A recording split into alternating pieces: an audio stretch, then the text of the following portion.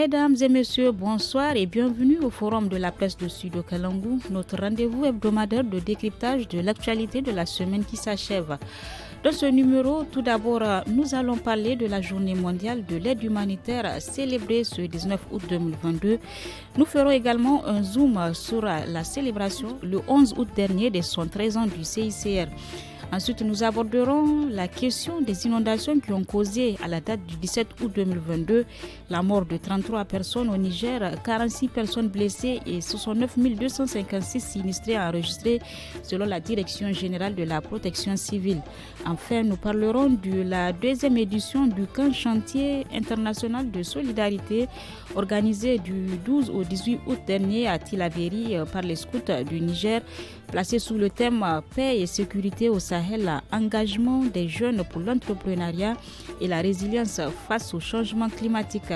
Pour décrypter ces sujets, j'ai le plaisir de recevoir dans ce studio Mme Memouna Diado et les journalistes indépendants. Bonsoir Memouna. Bonsoir Nafisa. Hassan Boukar et les journalistes à la radio alternative. Bonsoir. Bonsoir. Et Gary Amadou, journaliste au quotidien La Nation. Bonsoir. Bonsoir. Je suis Nafisa Adam Sirfo à la modération.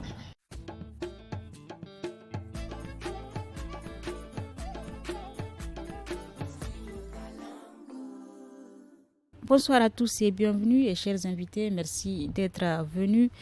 Le Niger, à l'instar des pays du monde entier, célèbre ce 19 août la journée mondiale de l'aide humanitaire sous le thème « Il faut tout un village ». D'où l'importance de l'effort collectif pour répondre efficacement aux besoins humanitaires.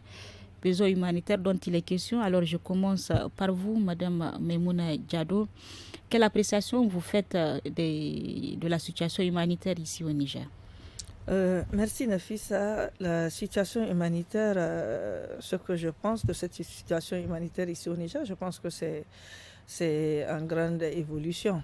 Je pense que de tout le temps, ceux qui sont censés aider, en tout cas dans le secteur humanitaire, sont en train de le faire, bien que des fois on suppose que c'est minime ceux qui sont en train d'interjecter dans cette situation humanitaire. C'est-à-dire les acteurs, les ONG oui, qui sont les ONG présentes, de développement qui sont présentes. Les actions sont encore à être renforcées. Oui, à être renforcées, justement, parce qu'en fait, on ne cessera de dire que c'est vrai, ils font de leur mieux, mais à côté, il faut également qu'on essaie de redoubler d'efforts par rapport à l'enveloppe allouée donc à cette situation humanitaire.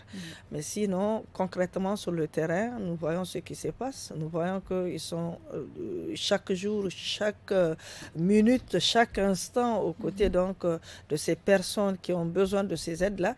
Donc, on ne peut que les encourager à aller de l'avant. Surtout vu la situation sécuritaire qui prévaut, ils vont au fin fond. Ils vont au fin fond, là où nous ne pouvons pas aller. Ces personnes risquent leur vie pour aller jusqu'au fin fond donc, de certaines contrées du pays pour pouvoir aider ces personnes qui sont dans l'indisponibilité donc d'avoir certaines choses et de les aider également moralement, physiquement et tout, et matériellement. Et je pense que c'est déjà beaucoup de choses. Justement, l'objectif même de la célébration de cette journée, c'est de faire la lumière sur les actions de ces personnes qui assistent ces personnes en besoin. D'accord. Alors, vous, Monsieur Hassan Boukara, je le disais, le Niger continue, on le sait, d'être secoué par des crises sécuritaires et un cycle de violence aussi dans les zones frontalières avec le Mali, le Burkina, donnant lieu donc à l'intervention d'acteurs humanitaires. Vous, de votre côté, de quelle assistance vraiment ces personnes affectées ont besoin? Merci beaucoup. Comme vous le dites, ces dernières années, en tout cas, je peux dire depuis presque une décennie aujourd'hui, le Niger est secoué par les crises auxquelles vous faites allusion et du coup, beaucoup d'acteurs humanitaires se sont engagés aux côtés du Niger pour apporter assistance aux populations nécessiteuses. Je pense que les demandes, les besoins dépendent des zones. Par exemple, dans la région de Tillabéri ou de Difa. Qui sont les deux régions les plus affectées. Voilà. On a eu beaucoup de populations déplacées. Ça peut être des réfugiés venus des pays voisins comme le Mali ou le Nigeria ou des déplacés internes. Parfois, il fallait créer un camp, avoir un minimum de matériel, des tentes, parfois installer des points d'eau, de façon à répondre aux besoins de ces populations, ou parfois distribuer des vivres pour aider ces populations, prendre en charge les enfants sur le plan sanitaire ou les plus vulnérables, etc. Je pense que ces acteurs ont donné des réponses multiformes à la crise en fonction de la demande des populations. Et comme vous l'avez dit aussi, c'est parfois en prenant beaucoup de risques. Effectivement. Certains d'entre eux ont connu des attaques. Je pense que, par exemple, la Minnesota, à un moment, je ne me rappelle plus si c'est la Croix-Rouge qui a été victime d'attaques. Oui, et les véhicules même de ces humanitaires ont maintes fois été enlevés, les acteurs également, oui. Voilà, et donc c'est vraiment des zones difficiles. Certaines des zones dans lesquelles ils s'engagent sont vraiment des zones difficiles, quoi. Et donc, c'est vraiment un travail noble qui est fait par ces humanitaires. Maintenant, ça pose aussi quelques débats pour moi. Par exemple, si vous prenez la région de Difa, ils se sont installés sur la durée. Avec l'avènement face aux groupes armés qui interviennent dans la zone. Au début, on pensait que les gens sont là juste pour quelques années, mais ça fait plus de 10 ans aujourd'hui. Et donc, ces 10 ans ont forcément aussi un impact sur l'environnement dans lequel ils interviennent. Ça peut être parfois des choses inattendues, ça peut être sur le coût de la vie, parce que les humanitaires ont aussi la capacité de mobiliser beaucoup de ressources. Et là où ils injectent ces ressources, ça peut avoir aussi des effets pervers sur le coût de la vie. Par exemple, on peut le constater à Difa. Oui, mais est-ce que vous êtes d'avis avec Memouna qui, selon elle, il reste beaucoup à faire pour ces humanitaires quant à la question? Je veux dire, là, on n'a pas fini avec la guerre. Et ce qu'on annonce aujourd'hui, c'est quand même une situation de crise alimentaire. On parle de 3 à 4 millions de personnes qui sont affectées. Et donc, ça veut dire qu'il y a encore du chantier dans ce domaine-là. Ce que je suis en train de dire, c'est que dans les zones où finalement ces humanitaires interviennent sur la durée, il y a toujours un débat sur où s'arrête l'humanité, où s'arrête l'urgence et où est-ce qu'on trouve le moyen de travailler avec les acteurs locaux, trouver une forme de collaboration qui fait que lorsque les humanitaires partent, il ne faut pas qu'il y ait une rupture forte, il ne faut pas qu'il y ait un vide. Il faut bien que les acteurs locaux soient préparés. Il faut qu'ils soient préparés. Par exemple, moi, je me suis toujours demandé, est-ce que les humanitaires n'auraient pas dû travailler avec les communes, par exemple dans la région de Difa, avec les collectivités territoriales, de façon à ce que quand ils partent, ceux-là soient préparés, qu'ils soient renforcés, qu'ils soient renforcés dans leur façon de travailler. Mais aussi, les ressources qui sont mobilisées par les humanitaires puissent aider ces collectivités vraiment à tenir sur leurs deux pieds, comme on l'a dit, de façon à ce qu'ils puissent aussi être capables de répondre à certaines sollicitations des communautés. Bon, voilà, mais en tout cas, je pense que depuis une dizaine d'années, ils ont pris beaucoup de risques, ils se sont engagés sur des terrains là où si l'État était seul, il aurait du mal peut-être à s'en sortir. Les actions donc des humanitaires sont à saluer, bien qu'il reste beaucoup à faire. Garé Amadou, de votre côté, comment vous analysez les actions des humanitaires ici au Niger? Oui, moi, comme mes deux prédécesseurs, je rends hommage à la famille humanitaire au Niger aussi bien, mais à travers le monde. J'essaie de m'imaginer si les ONG d'action humanitaire n'étaient pas présentes au Niger, quelle serait la situation?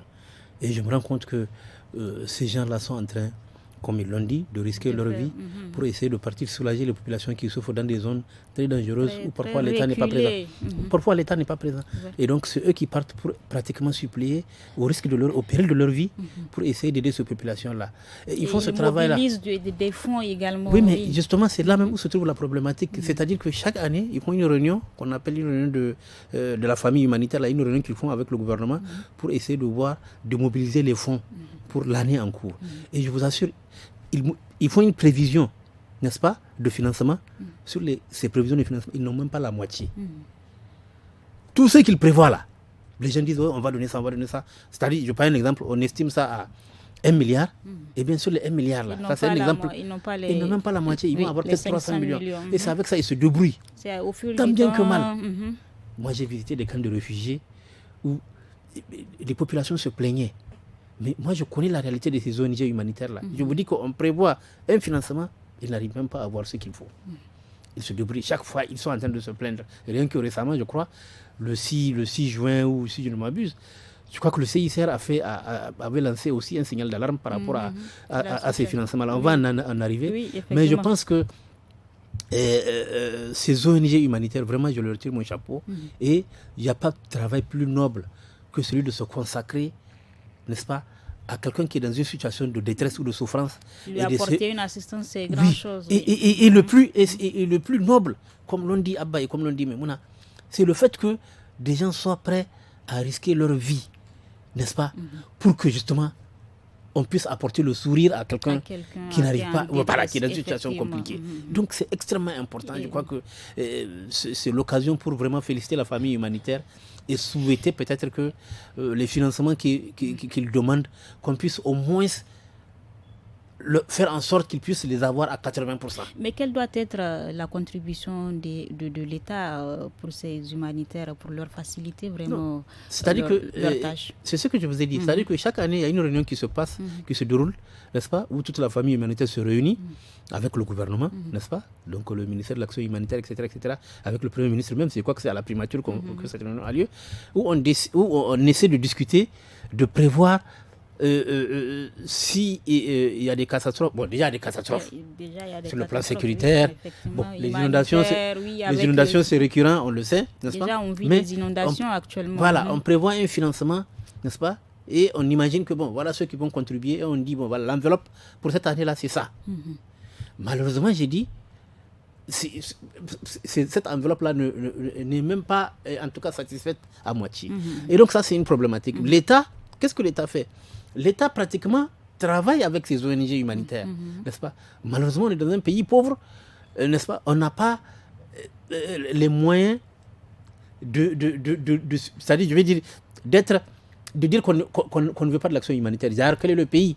Quel est le pays qui va dire? Chaque pays a besoin. Mais quel est le pays quand il y a eu les catastrophes aux États-Unis, où, je ne sais pas, les tempêtes là ont saccagé des villes.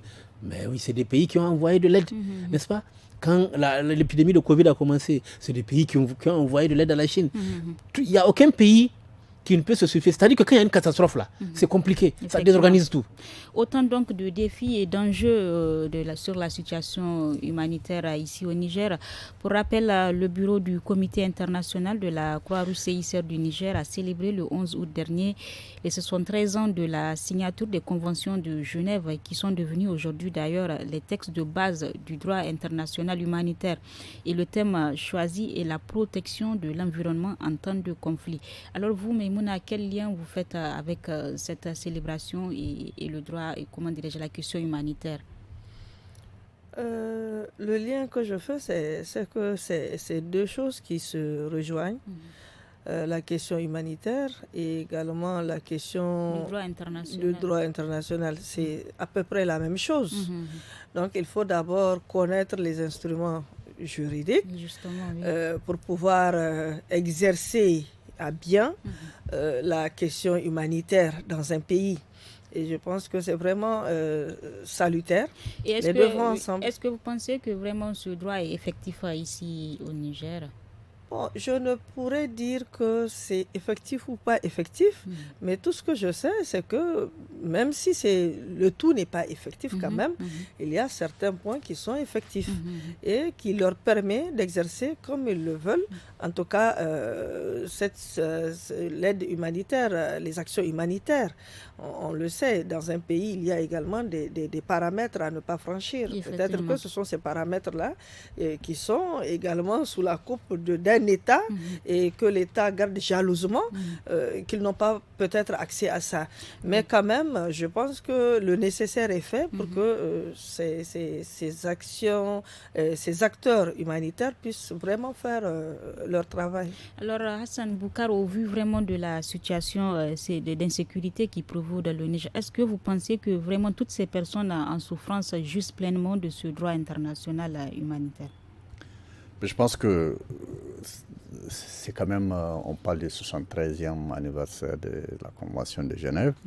C'est quelque chose qui date du lendemain de la Deuxième Guerre mondiale. L'Europe et le reste du monde a été affecté par les conséquences dramatiques de la Deuxième Guerre mondiale et surtout la façon dont les populations civiles ont souffert, on a voulu avoir une base de droit qui donne un visage un peu plus humain à la guerre, en disant, même en temps de guerre, il y a des règles, en particulier des règles qui permettent de protéger les populations civiles. Alors, ça semble vieux, mais ce n'est pas forcément bien connu. Ce n'est pas forcément bien connu par tous les acteurs. Parfois, c'est connu, ce n'est pas respecté. Et donc, normalement, il y a des règles. Par exemple, même lorsque vous déplacez des populations, lorsque les États doivent prendre des décisions, lorsque les forces armées interviennent sur un terrain, normalement, ces règles doivent être respectées. Donc, au vu de la pratique, on peut dire qu'on n'est pas sûr que ces règles-là, qu'on ait vraiment la volonté, n'est-ce pas, de les respecter. On peut se demander d'ailleurs si c'est bien connu. Donc, à mon avis, il y a encore nécessité de former les acteurs qui se retrouvent dans ces terrains de conflit sur les droits humains. Effectivement, pour qu'ils connaissent les bases, les rudiments même. Il faut qu'ils le connaissent. Et puis, il faut surtout qu'il y ait aussi une opinion publique sensible à ces questions. Lorsque l'opinion publique est assez sensible, elle interpelle, elle joue son rôle, n'est-ce pas? Elle peut pousser les dirigeants au respect. Sinon, quelquefois, l'impression que j'ai, c'est qu'en temps de guerre, les gens veulent faire comme bon leur semble, ou comme ça les arrange. Donc, or, il y a quand même des normes. Vraiment, voilà, il y a des normes. Quand je vois un peu la façon dont on veut déplacer facilement les populations, moi, je me réfère encore au cas de Tillabéri ou de Difa. J'ai vu, par exemple, comment on a déplacé de façon autoritaire des populations des zones qu'elle habite. Cela prouve qu'il y a une ignorance vraiment des textes. Est-ce qu'il y a une ignorance? Est-ce qu'on veut faire ou agir tel que bon nous semble? Je me pose vraiment la question. Mais encore une fois, je pense qu'une des clés de succès justement de ces conventions, c'est quand même cette dimension morale que les gens ont voulu intégrer, y compris sur les terrains de conflit, au vu des conséquences qu'on a déjà vécues dans la guerre. Et donc je pense que le succès justement de toutes les mesures qui passent à travers le droit international humanitaire sont liées aussi à cette dimension, au fait qu'on veut faire accepter des règles, même à des gens qui sont dans une situation d'animosité l'un vis-à-vis de l'autre, qu'il y ait un minimum de règles morales. Bon, voilà, donc à mon avis, c'est quelque chose qu'il faut encore continuer à enseigner, vulgariser pour que les gens puissent vraiment les connaître. Vous, Garé, de votre côté, comment vous percevez cette question du droit international? Oui, c'est une question extrêmement sérieuse. Bon, dans le contexte nigérien où on fait face à un terrorisme, en tout cas au niveau des frontières, le droit international humanitaire, je crois qu'au niveau des FDS, déjà, c'est enseigné. Ça, au moins, ça, je le sais. Parce qu'il y a beaucoup de formations qui ont été faites au niveau des FDS, notamment au niveau de la gendarmerie, de l'armée, etc., sur le droit international humanitaire. Mais l'autre belligérant, comment faire, comment faire sur le pour, terrain. Voilà, pour expliquer aux terroristes, quelqu'un qui est complètement aveuglé par la... Voilà, comment lui expliquer que le droit international humanitaire, c'est compliqué. Et donc, c'est pourquoi vous avez des situations où, pendant qu'il y a un conflit qui est censé être un conflit entre les forces de défense et de sécurité et les groupes terroristes, non, ce sont les populations civiles qui sont prises à partie, aussi bien à Difa qu'au niveau de la région de Tillabéri. On empêche aux gens de cultiver leurs champs. On vient dans les champs, on égorge des gens, on tue des gens. Vous comprenez? Donc ces gens-là, par quel procédé pour moi? C'est ça la problématique. On peut leur expliquer vraiment. Le droit international humanitaire, c'est compliqué, Nafisa. Et c'est une des problématiques. Je ne sais pas par quel procédé. Mais quelle doit être la part de responsabilité de l'État, même de l'application vraiment de ces conventions? Oui, voilà. À des États qui oui. prennent des engagements, qui s'engagent autour de ces conventions, Voilà. n'est-ce pas? Et dans une guerre conventionnelle, lorsqu'on a deux États en face, on pense que c'est deux États qui s'engagent sur les questions de droit et où on interpelle chacun par rapport à ses obligations sur les droits humains. Bon, les gens qu'on a sur le terrain, ils ont peut-être leurs normes, mais en tout cas, tel qu'on les voit, ce n'est pas ça. Comme Garé l'a rappelé, le niveau de violence qu'on voit, la façon dont les populations civiles sont directement prises pour cible. Fait que, en tout cas, si on a comme base de lecture le droit moderne, le droit occidental, évidemment, les gens, c'est comme s'ils s'en foutent, quoi. Beaucoup ça. Donc reste à faire. Nous passons donc au deuxième sujet de ce forum de la presse. Selon les données de la Direction générale de la protection civile datant du 17 août 2022, 2022. Les inondations ont causé la mort de 33 personnes au Niger depuis le début de la saison pluvieuse. Ces intempéries ont également blessé 46 personnes et sinistré 69 256 autres. D'énormes dégâts matériels sont également à déplorer. Gare Amadou, comment vous appréciez ces chiffres actualisés de la DGPC sur les dégâts causés par les inondations? C'est toujours un crève-cœur d'entendre ces chiffres-là assez dramatiques de personnes qui subissent en tout cas les conséquences des intempéries. Chaque année, c'est presque la même chose. Bon, le dérèglement climatique en est pour quelque chose, c'est-à-dire qu'il faudrait qu'on s'habitue à ce que chaque année, on puisse avoir des inondations. Maintenant, quels sont les garde-fous que l'État met en œuvre pour que les catastrophes... Gestion, oui. On ne peut pas éviter les catastrophes. Vous voyez ce qui se passe en Europe. Vous voyez, je crois que rien qu'en France, je crois que c'est des orages qui sont en train au niveau des îles là, de saccager pratiquement tous des bateaux qui sont détruits, etc. etc.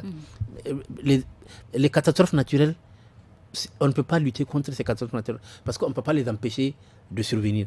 Ce qu'on peut faire, c'est la nature, oui, on peut rien. Peut-être quelles sont les mesures qu'on prévoit pour que quand ces catastrophes-là interviennent, qu'est-ce qu'il faut faire? Donc, c'est peut-être ça la problématique. Mais je pense que le Niger a déjà fait quelque chose en créant un ministère de l'action humanitaire. Bon, un ministère quand même qui est assez pauvre, n'est-ce pas? Et qui revient pauvre en d'autres termes. Non, enfin, je vais dire en termes de ressources. Voilà. C'est un ministère qui pratiquement travaille avec les ONG de l'humanitaire. Est-ce que vous comprenez? Donc, il faut le point chaque... voilà. Oui, lui-même, je vais dire, il opère sur le terrain à travers quelques actions. Mais la plupart du temps, il est obligé de mobiliser des partenaires quand il y a des catastrophes naturelles. Et peut-être que c'est ça qu'il faut souhaiter, que ce ministère-là soit doté de moyens plus conséquents pour que l'on dépende de moins en moins, parce que c'est impossible de ne pas dépendre de l'extérieur concernant l'humanitaire. C'est impossible. Donc, en tout cas, que l'État puisse faire les premiers pas avant que les ONG puissent venir. Je pense que c'est ça qu'il faut souhaiter. Chaque saison des pluies, le Niger vit malheureusement la même situation. Et d'après le Centre opérationnel de veille d'alerte et de gestion de crise COVAX, le mois d'août devrait également être très pluvieux, et c'est ce que nous vivons d'ailleurs. Et il invite la population à redoubler de vigilance et à prendre les mesures pour prévenir les pertes en vies humaines et les autres dommages sur les biens. Mais Mouna, d'abord, quelle analyse vous faites sur la gestion de ces inondations dans le Niger, si on sait que plusieurs régions sont touchées, telles que le Zender? Quelle analyse vous faites sur la gestion de ces inondations? L'analyse que je peux faire par rapport aux inondations dans certaines localités du pays, surtout il faut souligner que c'est Zender et en tout cas la région la plus touchée par ces inondations. Je me dis que en fait il n'y a pas de suivi. Il n'y a pas de suivi parce que quand je parle, il n'y a pas de suivi. L'année passée, c'était également des inondations. Oui. On était confrontés à des inondations. Mais est-ce qu'il y a eu des suivis pour pouvoir améliorer ou bien prendre des dispositions pour que ces mêmes endroits qui ont été inondés l'année passée ne puissent pas être encore inondés cette année? Mais non, mais on constate que c'est les mêmes endroits qui sont inondés et également, il y a d'autres aussi qui viennent en tout cas se confronter à ce qu'on voit déjà. Est-ce que c'est le problème du suivi dont vous parlez, la population en tant que telle qui reste sur les lieux? Quand je dis c'est un problème de suivi, parce que quand je prends par exemple Niamey, il y a des inondations et nous savons là où les inondations, on opère ces inondations s'opèrent. Mais quand on va vers la population pour leur dire faites attention, l'année passée vous étiez sur les rives, vous avez vu les inondations, ce que ça vous a coûté. Essayez de quitter ces zones avant la saison pluvieuse. Mettez-vous à l'abri de ces inondations, mais on a comme l'impression que le message ne passe pas. La population fait la sourde oreille. Population fait la sourde oreille. On donne des parcelles à cette population pour que cette population puisse retourner dans un quartier ou dans une maison, peut-être, ou bien sur une parcelle où l'État a la possibilité de leur donner des fonds pour pouvoir construire ces parcelles-là. L'État est en train de mettre ces populations, en tout cas, hors du danger de ces inondations. Mais ces populations reviennent chaque année sur les mêmes installations inondées. Donc, qu'est-ce que ces populations veulent? Puisque l'État intervient et vous devrez sauver quand même votre vie. On sait que la mort, on ne peut pas fuir la mort. Donc la mais quand même, la responsabilité est partagée ici. Les populations, c'est surtout les populations qui ne facilitent pas la tâche aux autorités. Et de l'autre côté, moi je pense que l'autorité peut sévir d'une autre manière. En faisant quoi par exemple? En faisant quoi? En prenant par exemple, quand je regarde les sites qui sont inondés aujourd'hui, l'État peut prendre ces sites-là, détruire ces sites-là et au mieux réfléchir à ce qu'il peut faire. Si on se rappelle les années précédentes, ici à la commune 5, on voulait vraiment faire de certaines des localités ou bien des jardins, quoi. Mais quand même, ça n'a pas abouti. Mais c'est ça le problème. C'est ce que je dis. L'État doit sévir, en fait. L'État doit prendre ses mesures, doit faire en sorte que les zones qui sont inondées, pourquoi ne pas faire des rizicultures là-bas? Pourquoi ne pas aménager C'était un des projets vraiment, je me rappelle bien. Moi, je pense que c'est mieux. En fait, Maimouna, ce que tu dis est vrai. Je crois que dans cette affaire-là, on a tendance à vouloir un peu accuser trop facilement les populations. Non, il est de la responsabilité de l'État, n'est-ce pas? Non seulement de déplacer les gens et de leur donner des parcelles, c'est fait, mais de les empêcher de revenir. Voilà. Et voilà là où se trouve le laxisme. Voilà pourquoi je vous dis, moi je trouve inconcevable que chaque année, les mêmes gens vivent la même situation. Les mêmes gens, on les déplace, on leur donne des parcelles. Et les mêmes gens. Et ils reviennent. Mais attendez, mais ils ne reviennent pas en cachette. Une maison, ça ne se construit pas en quelques heures. Mais non, c'est des maisons en briques, dans les lits du fleuve. Mais comment vous pouvez expliquer ça? Mais que font les mairies? Parce que le problème, c'est que, en fait, voilà la problématique. Pour le cas de Niamey, les maires vont vous dire, ah oui, ce sont nos militants. Bon, quand on réfléchit comme ça, non mais c'est triste. Oui. Mais quand on réfléchit comme ça, quand on dit ah non, ce sont mes militants, ah donc vos militants, vous préférez les laisser mourir ou que les maisons tombent sur vos militants? C'est ça, c'est ça la réflexion. Pas le degré d'impact que cela pourrait avoir. Il y a trop de laxisme. Non seulement les mairies ne jouent pas leur rôle, mais l'État aussi, normalement, doit veiller. Parce que j'ai dit, tu n'as pas le droit de revenir dans l'ancien endroit puisque tu as une parcelle, tu n'as pas le droit. Et comme l'a dit Maimouna, l'État devait construire des infrastructures. Et l'État n'a pas construit des infrastructures. Nous allons revenir vers vous. Alors Hassan Boukar, vous, vraiment, quelle appréciation, quel commentaire faire ou bien quelle explication donner à ces inondations enregistrées chaque année ici au Niger? Je pense que Maimouna et Garé l'ont bien expliqué. Je suis d'accord avec Garé quand il dit bon, il faut s'habituer à le vivre. Hein. C'est-à-dire que ce n'est pas quelque chose qui est rare, ça devient maintenant beaucoup plus fréquent ici chez nous comme ailleurs dans le monde. Il y a quelques années, quand on parle du changement climatique, on pense à des régions au bord de l'océan, on pense à la mousson en Inde, à certaines régions du monde qui sont particulièrement... Mais là, on voit, c'est une réalité dans nos pays. Rappelez-vous simplement la situation de Harobanda il y a 3 ans à peine. Personne n'imaginait des maisons qui étaient là depuis les années 60. Les habitants ont dû être obligés de vider les maisons et d'aller ailleurs. Donc, je pense que le rôle de l'État, c'est d'amener les populations à prendre conscience du fait que ce n'est pas quelque chose de rare désormais. Ça risque d'arriver fréquemment. On n'a pas les moyens d'empêcher que ça arrive. Dans ce cas, il faut prendre des mesures. Là, on voit le cas de Niamey. Je pense que tout le monde sait ce qu'il faut faire. Il y a peut-être des raisons pour lesquelles on hésite. Les zones inondables, on les connaît très bien. Et ça appelle aussi à la responsabilité des dirigeants. Là, on voit les zones... Justement, il faut faire des digues ou bien... Je veux dire, quand vous parlez des digues, les gens voient les zones autour du fleuve. Oui. Mais regardez l'intérieur de la ville de Niamey. Ouais. L'intérieur de la ville de Niamey est inondé. Et donc, ça veut dire qu'il faut que la mairie, dans les lotissements qu'elle fait, il faut qu'elle se rende compte que c'est de leur responsabilité. Ils ne peuvent pas le faire n'importe où et n'importe comment.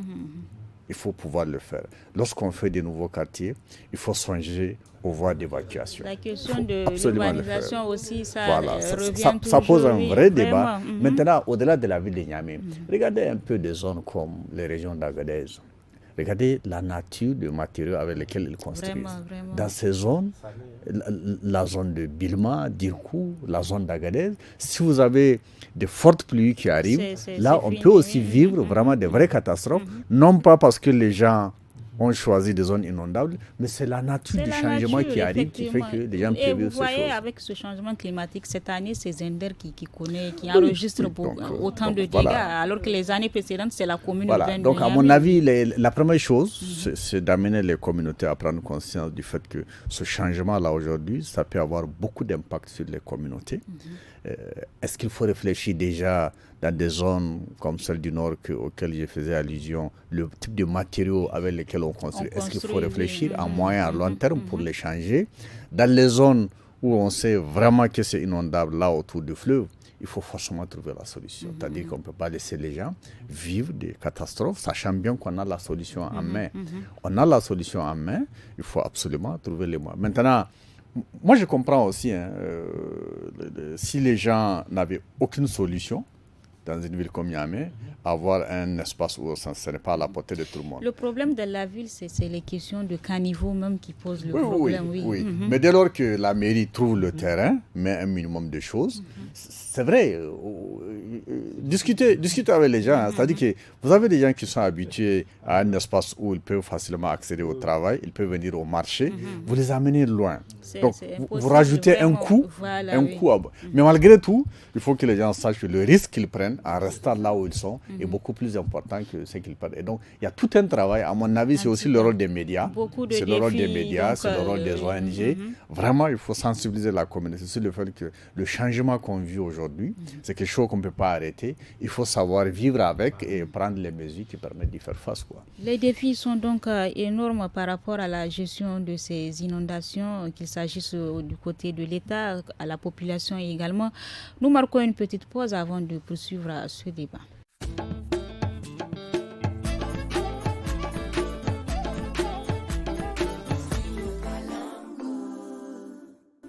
Nous passons au dernier sujet du forum de la presse de ce 19 août 2022.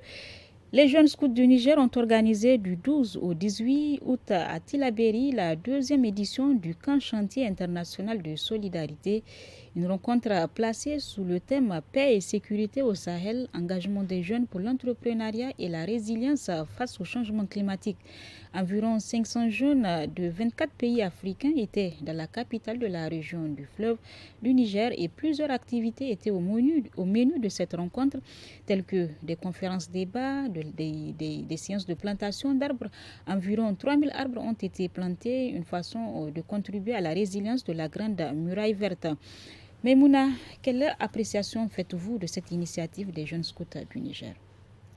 L'initiative est à saluer, puisque quand on se déplace, les jeunes se déplacent pour aller à la rencontre d'autres jeunes, surtout pour cette année la région de Tillabéri, qui, comme on le sait déjà, est à proie à l'insécurité, et que des jeunes de plusieurs pays s'organisent pour aller dans cette région, dans une partie de cette région, pour pouvoir être en solidarité avec les jeunes de cette région. Moi, je me dis que c'est déjà un plus, c'est déjà quelque chose à saluer, puisque c'est vraiment grandiose, c'est énorme, et surtout que c'est des activités, ces jeunes organisent des activités, des conférences, des débats qui contribuent au développement du pays, et surtout que c'est des thèmes, ils proposent des thèmes en tout cas d'actualité.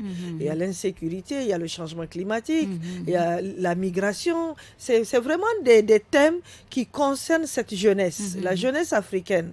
Et je me dis que c'est vraiment quelque chose, une initiative à saluer et à encourager, et que les partenaires doivent également continuer à financer ces jeunes. Qu'est-ce que vous pensez du mouvement même du scoutisme? Mais le mouvement du scoutisme, moi je pense que c'est très bien, ce mouvement-là. Parce que avant, il y avait le mouvement, mais les jeunes ne savaient pas vraiment comment faire, en tout cas pour intégrer ce mouvement-là. Et de temps à autre, on voit que ces mouvements, ce n'était pas vraiment ancré en Afrique, c'était peut-être dans les pays européens et tout. Mais aujourd'hui, quand on regarde en Afrique, vraiment le scoutisme est en train de prendre une grande proportion. Ça veut dire que c'est des jeunes qui sont engagés, c'est des jeunes intellectuellement qui sont là et qui connaissent pourquoi est-ce qu'il faut faire le scoutisme? Le scoutisme, c'est secourir, hein. C'est comme faire de l'aide humanitaire aujourd'hui. Secourir des jeunes, secourir des populations. Et tu le fais non pas parce qu'on doit te payer, mais tu le fais parce que tu as la conscience qu'il faut aider. Il faut aider, donc il faut tendre la main de temps à autre. Et je pense que c'est vraiment réel, c'est vraiment réaliste, et c'est vraiment de continuer, en tout cas, à les féliciter, à les encourager à aller dans ce sens-là. Une initiative donc des jeunes scouts à saluer selon Maimouna Diado. Gary Amadou, c'est la 2e édition de ce camp chantier international de solidarité de ces jeunes scouts qui arrivent à réunir autant de jeunes dans une région si on sait qu'elle est en proie à l'insécurité. Qu'est-ce que vous pensez, vous, de cette... Oui, en fait, le scoutisme au Niger, moi je peux dire qu'il est en train de renaître. Et s'il renaît, c'est pas quelque chose de fortuit.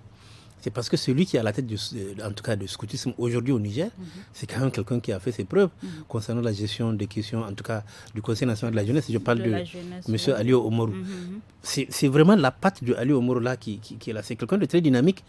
Tout ce qu'il entreprend, il met les bouchées doubles et il a aussi l'appui des partenaires, la coopération luxembourgeoise, les États-Unis, l'ambassade des États-Unis. Il a l'appui qui lui permet je pense que tout ce qui se passe là concernant le scoutisme, tout ce renouveau qu'on voit, c'est vraiment à mettre à son crédit. Aujourd'hui, le scout, il y a une radio des scouts. Oui, ici à Niamey. À Niamey, les gens ne le savent pas, il y a une radio de scouts. Qui est d'ailleurs partenaire du studio Kalangou. Il y a donc toute une organisation, toute une dynamique qui est là, et qui permet en tout cas de redonner en tout cas vie au scoutisme. Et quelque part, ça rejoint un peu le sujet qu'on avait abordé au début, parce que le scoutisme et l'humanitaire, c'est pratiquement le même esprit. C'est-à-dire faire du bien sans en attendre quelque chose de retour. Est-ce que vous comprenez? Et donc c'est ce zone de soi. Moi j'ai dit, vraiment je vois cette régionalisation du mouvement scout au Niger, et je suis très heureux. Je connais beaucoup de membres qui sont dedans et je ne cesse de les encourager. Et j'ai dit vraiment, il y a encore beaucoup de belles choses à faire, et cette plantation d'arbres qu'ils ont faite, n'est-ce pas, cette sensibilisation des jeunes sur les questions de sécurité, c'est vraiment quelque chose d'extrêmement important. Et je pense que j'invite tous les bailleurs qui le peuvent à aider ces jeunes-là, n'est-ce pas, à initier des activités qui peuvent en tout cas bénéficier aux populations et faire en sorte qu'il y ait moins de souffrance dans ce pays-là. Hassan Boukar, une centaine, si on peut le dire, de jeunes ont pris part à cette rencontre. Est-ce à dire que les jeunes maintenant ont pris conscience de la situation du pays et les défis qui se posent à la jeunesse nigérienne? Je pense que c'est bien que les jeunes prennent conscience des défis que rencontre ce pays. Je fais le parallèle entre ce forum qui s'achève à Tillabéri et celui qui commence à Difa. Il y a un autre qui est Alternative Organise, qui est un forum national aussi des jeunes. À mon avis, ce qui est important, c'est quand même d'amener les jeunes à réfléchir. Les questions de changement climatique, les questions des violences, des migrations, Maimouna le disait. Les jeunes sont quand même la première cible de tous ces il faut qu'ils abordent des questions qui il faut donc déjà les amener à réfléchir. Et un pays comme le Niger, où la population est particulièrement jeune dans ce pays, et donc il faut absolument amener les jeunes à réfléchir dès à présent aux défis que rencontre le pays et à comment ils entendent jouer leurs responsabilités les années à venir. Donc je pense que vraiment amener les jeunes à réfléchir eux-mêmes, surtout à se connaître, les jeunes des mêmes pays, à se parler, ils ne sont pas au même niveau d'information. C'est d'abord comme ça qu'on construit un pays, c'est comme ça qu'on construit une communauté de destin. Il faut que les jeunes se sentent qu'ils ont une communauté de destin, ils ont un pays à défendre, ils ont collectivement des réponses à donner aujourd'hui aux questions de violence dont ils sont aussi les victimes. Certains d'entre eux ont été enrôlés dans les mouvements, dans les groupes armés et tout ça. Quand on parle d'immigration, c'est aussi eux qui sont concernés. Donc ces problèmes, c'est avant tout des problèmes qui concernent les jeunes. Et il est important, il est important à mon avis qu'ils discutent avec leur façon de réfléchir, leur façon de voir les choses. Et comme on le dit, l'avenir, c'est tout de suite, quoi. C'est-à-dire que c'est maintenant qu'ils doivent réfléchir à comment faire face à tous ces mots. On parlait du changement climatique aussi. Les jeunes vont être affectés. La question de l'accès à l'emploi, la question du mouvement de population du fait justement des changements climatiques. C'est la migration qui sera... Voilà, tous ces défis vont les affecter, à mon avis. C'est bien que les autres acteurs aussi les aident à réfléchir. C'est-à-dire qu'il faut éviter de réfléchir à leur place. Créons les cadres, les espaces où on les met ensemble et où eux le réfléchissent. On peut toujours apporter une touche de par l'expérience, de par le savoir-faire des gens, mais faisons en sorte que ce soit eux qui réfléchissent, parce qu'ils sont quand même les... Voilà, là, c'est quand même eux qui sont affectés, quoi. Oui, outre ce que vient de dire Hassan, vous, Maimouna, selon vous, quels sont les vrais défis qui se posent aujourd'hui à cette jeunesse nigérienne? Un des vrais défis, c'est l'employabilité. C'est surtout l'employabilité des jeunes. Parce qu'aujourd'hui, nous voyons, Hassan l'a dit tout à l'heure, le Niger, la jeunesse est jeune, mais est-ce qu'il faut terminer les études et ne pas savoir là où il faut fonctionner, ou bien est-ce qu'il faut peut-être s'asseoir et attendre l'État, parce que je me dis qu'aujourd'hui il faut aller vers l'entrepreneuriat des jeunes. C'est déjà, nos pays sont en train d'encourager ce système d'entrepreneuriat des jeunes. Donc c'est vraiment un des plus grands défis, c'est l'employabilité des jeunes d'abord, et ensuite le changement climatique qui affecte la majorité, qui affecte les jeunes, parce que c'est vraiment les jeunes qui sont concernés par ce changement climatique. Et il y a également la migration surtout. La migration, parce qu'un pays, quand un pays ne peut pas retenir ses jeunes vont en migration. Oui, et ce sont ces jeunes qui vont développer d'autres pays, alors que vous pouvez apporter leur contribution à leur pays d'origine. Oui, Hassan, vous voulez ajouter un peu les idées que même on a commencé à développer. Moi, je vois déjà le défi de la formation. Oui, le défi de l'éducation. Pour qu'on ait des jeunes aptes à jouer leur rôle, il faut qu'ils soient formés. Dans plusieurs domaines, d'ailleurs. Voilà, la situation de l'école est malheureusement vraiment déplorable, mais ces jeunes, il faut d'abord qu'ils aient des aptitudes. Normalement, l'école prépare à la vie. L'école prépare à la vie, elle vous donne les moyens de faire face aux défis de la vie. Vous parlez de migration. Lorsque les jeunes partent dans un autre environnement, ils croisent d'autres jeunes, ils croisent d'autres compétences. Il faut être capable de se battre, de se défendre, de conquérir le travail même ailleurs. Donc, à mon avis, un des défis les plus importants au-delà de ce qui est la formation. C'est vraiment la formation. Et à mon avis, il faut vraiment mettre l'accent là-dessus. J'aimerais dire toujours sur le volet de l'éducation, mais en fait, on pose la question de savoir quel est le défi. Moi, je pense que le défi le plus immédiat aujourd'hui pour les jeunes, c'est la scolarité dans les zones d'insécurité. Parce que ces jeunes, à cause de l'insécurité, ne vont pas à l'école. Mais vous avez des gens en face, qui disent que l'école est haram. Et donc, il y a des enfants aujourd'hui qui sont coupés du circuit scolaire du cause de l'insécurité, aussi bien de la région de Tillabéri que de la région de Difa. Comment faire en sorte que ces jeunes-là puissent rentrer dans le tissu scolaire et continuer leur scolarité? Je pense que ça, c'est le défi. J'imagine qu'ils en ont parlé lors de leur camp, mais vraiment, ça, c'est le défi le plus immédiat. Alors, Garé, pour terminer ce camp chantier, cette deuxième édition, si on peut le dire, c'est une initiative même des jeunes scouts qui est à saluer. Quelle doit être, est-ce que les autres jeunes doivent leur emboîter le pas pour que vraiment le Niger puisse développer dans le monde? D'abord, le scoutisme, c'est une activité vraiment bénévole. C'est-à-dire, il faut d'abord comprendre le sens du scoutisme et adhérer aux idéaux du scoutisme. Quand on adhère, c'est la porte est ouverte. C'est-à-dire que tous les jeunes peuvent être des scouts. Il faut d'abord aimer l'idéal que le scoutisme, en tout cas, il charrie. Donc, si vous connaissez l'idéal et que vous vous retrouvez dedans, mais c'est très simple. Donc, je pense que là, le camp, la deuxième édition, j'imagine qu'à la troisième édition, il y aura encore beaucoup plus de monde, beaucoup plus de pays, parce qu'il faut dire qu'il y a des pays étrangers qui sont venus. Voilà, c'est important, c'est pas seulement le Nigeria, il y a des pays étrangers qui sont venus. Et donc, c'est un mouvement qui va continuer de grandir. En tout cas, sur le sol national, on peut compter sur les leaders de ce mouvement-là pour en faire en sorte qu'ils puissent, en tout cas, s'épanouir et se répandre. On espère bien, Garé Amadou. Et c'est ici que prend fin donc le forum de la presse de ce vendredi 19 août 2022, qui sera d'ailleurs diffusé sur nos 52 radios et 7 télévisions partenaires dans tout le Niger. Nous étions en compagnie de Maimouna Diado, journaliste indépendante, Hassan Boukar, journaliste à la radio alternative, et Garé Amadou, journaliste au quotidien La Nation. Je suis Nafisa Adam Sirfa à la modération. Merci à vous de nous avoir suivis. N'oubliez pas le rendez-vous des jeunes samedi et dimanche dès 17h sur nos 52 radios partenaires avec l'actu des jeunes suivi de tous à la FADA. Et à partir de 18h15, vous suivrez les samedis et dimanches le forum à Hausa et en Zarma. Au revoir.